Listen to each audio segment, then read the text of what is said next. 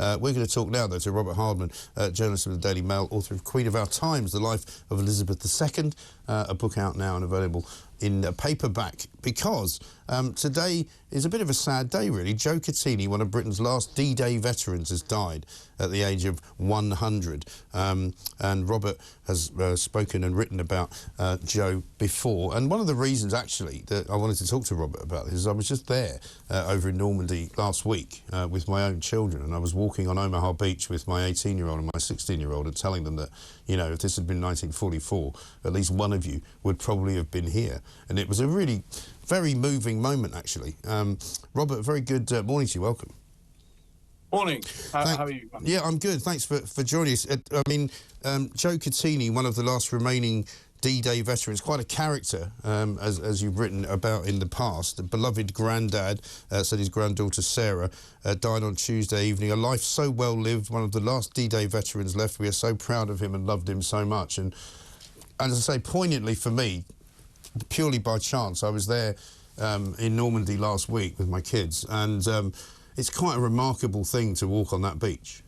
It's incredibly moving. I always find it, you know, you can get there as many times as you like, but yeah. it just, the enormity, how much hinged on that. I mean, the future of the free world hinged on those men, yeah. and their capacity to land on and hold those beaches, and now of course it all looks very pretty, and you think, well, you know, of course they were going to win. It was absolutely in the balance. It could have gone either way, and I don't know, Mike, whether you were able to visit the Normandy Memorial that's recently opened on the beaches. Yes. Yeah. Well, that Joe, who has sadly just died. Joe was one of this extraordinary band of veterans who always found it baffling and rather upsetting that every other nation at D-Day, all the other Allied nations, had their own national memorial, except for Britain. Right. We had lots of little memorials and memorials to different regiments and corps and ships and what have you, but there was not an overall memorial to the 24,000 British servicemen and 2 servicewomen as well, who died during not just the D-Day landings, but the Battle of Normandy that followed. And the Battle of Normandy that followed was every bit as horrible as D-Day itself. Right. I mein, it was vicious fighting. Yeah. And Joe was one of those who said, we've got to get this memorial going. And a small group of them, also aided, I have to say, by Nicholas Witchell, the BBC's royal editor, who was absolutely pivotal as well. And this little team fought years to get the funding to put this memorial up, and it was a great moment. It was sadly, due to lockdown, it had to be done sort of remotely from National Arboretum, but boy were they proud when it opened. And I saw Joe after lockdown. He was out there with a group of veterans just to sort of see it for themselves for the first time, and it was so moving to see that. And they could go around, it's got the name of every single Normandy, or everybody who died in the Battle of Normandy. They're all there. They're all listed according to the day they died. And you watch them going around looking for old mates. It's just, you know, it's an amazing feat. And I think, you know, on a day like today, as we say goodbye to Joe, I think we should say a big thank you for not just what they did in 1944, but also what they've done in the last few years. Definitely so.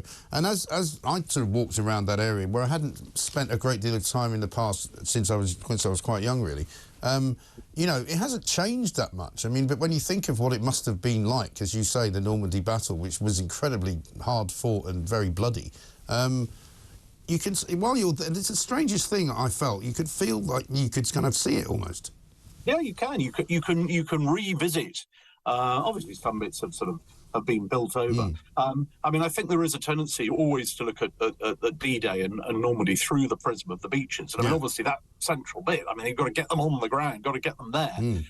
And you know, and Joe was one of those who you know went in time and again to land troops on those beaches under enemy fire. But even once you got ashore, for many people, that's when it really got hairy. I mean, most of the thousands who died in Normandy didn't die on the beaches. They died on June the 6th. The actual June the 6th was D-Day. But you look at the dates of when people died. It was a late June, all through July into August, these horrible battles in what they call the bocage, the hedgerows of Normandy, which were these sort of very ancient hedgerows, but they were tough and they were perfect cover for the enemy. So you might be walking across a field, but suddenly, you know, the enemy would open up. You had sort of tanks hiding in little nooks and crannies. I mean, it was vicious stuff.